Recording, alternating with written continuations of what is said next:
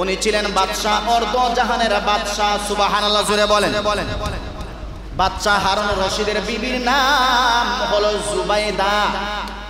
নহরে জুবাইদা একটা নহর আছে না মক্কায়? কথা কই না? নহরে জুবাইদা বাদশাহ হারুন রশিদের বিবির নামে একটা নহর। বাদশাহ হারুন রশিদ একটা মসজিদ বানাইবেন, উনি নিয়ত করেছেন। আল্লাহর বান্দা বাদশাহ হারুন রশিদ যখন নিয়ত করলেন মসজিদ বানাইবেন, উনি এলান দিয়া দিলেন, ওরে আল্লাহর বান্দারা শোনো, আমি নিয়ত করেছি আল্লাহর একটা ঘর বানাইব। সুবহানাল্লাহ হইতে নাই না?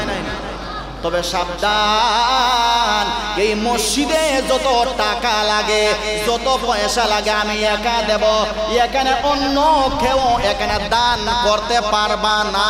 সুবহানাল্লাহ নাই? উনি কইছেন আমি একা একা মসজিদ বানাইমু, সাবধান করে দিলাম এখানে কেউ দান করতে পারবা না।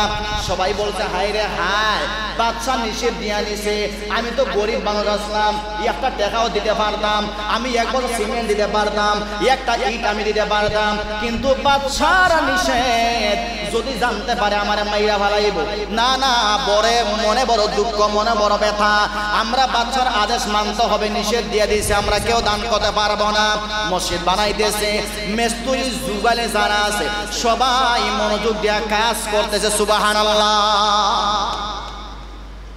একটা রাত বাদশাহ হারুন রশিদ ইয়াশা নামাজের পরে খানা খাইয়া উনি ঘুমাইছেন।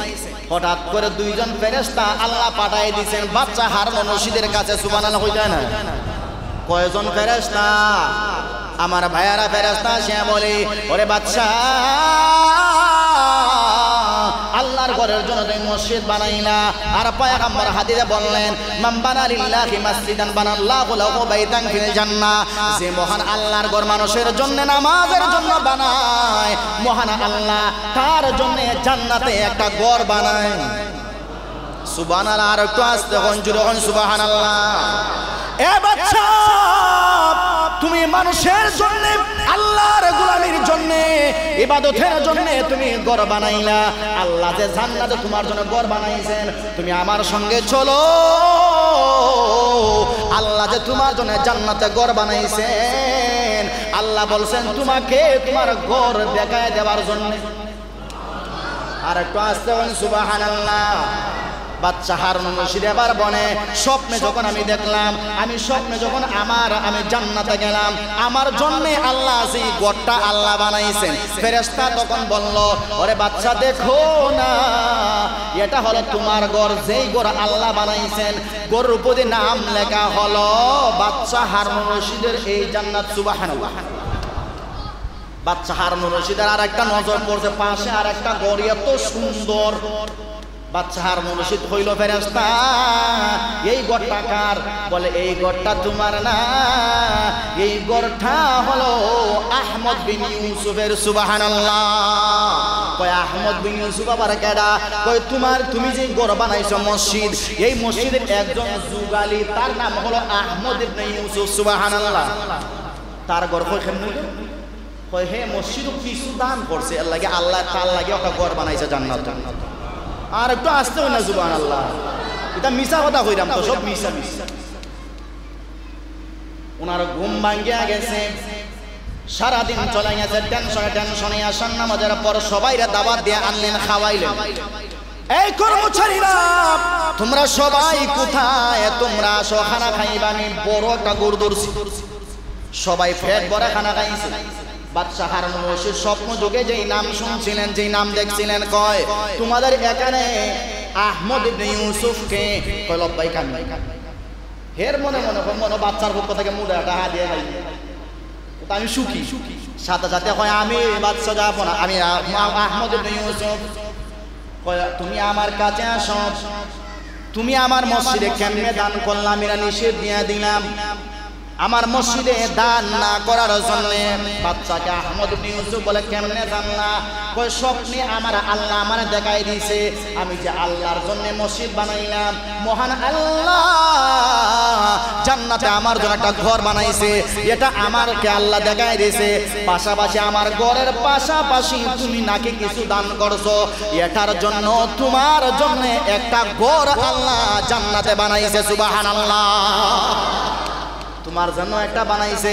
কই হুজুর আমি তেমন কিছু দান করি নাই, আমি তো গরিব, আমি কাজ করি তারপরে খাই, একদিন কাজ না করলে আমার সংসার অভাবে পড়িয়া যাবে, আমার সন্তানের মুখে লোকমা পড়বে না, তাইলে কেমনে দিলা?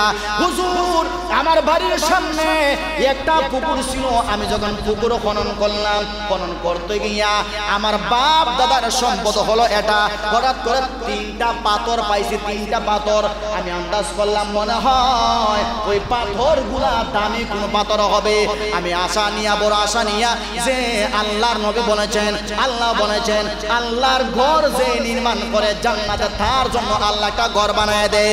এই আশায় আমি গোপনে তাহাজ্জুদ নামাজের সময় আপনার ওয়ালের মধ্যে 3টা পাথর আমি বসায় দিয়া প্লাস্টার কইরা লাইছি। সুবহানাল্লাহ।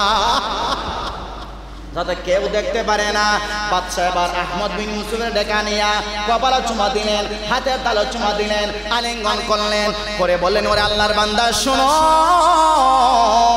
সোনা না হলে কি হবে, রূপা না হলে কি হবে, এই যে 3টা পাথর তুমি দিলা এটা খালিস নিয়ত দিয়েছো, এজন্য মহান আল্লাহ জান্নাতে তোমার জন্য একটা ঘর আল্লাহ বানায় দিছে। জান্নাতে আপনার ঘর দরকার আছে? কার কার দরকার নাই? নাই, সবার দরকার আছে জান্নাতের ঘর। দেখি কার কার দরকার আছে? জান্নাতে সবার ঘর দরকার আছে।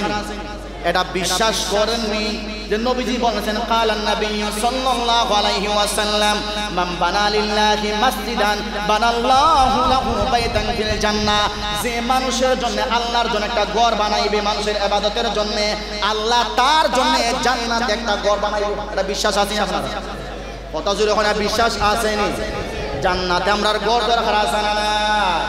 নাকি হুজুর দুনিয়ার ঘরে আমরা লাগে যথেষ্ট? জান্নাতের ঘর দরকার আছে নি? অবশ্যই জান্নাতের ঘর দরকার আছে, কারণ আমার মরণ আছে।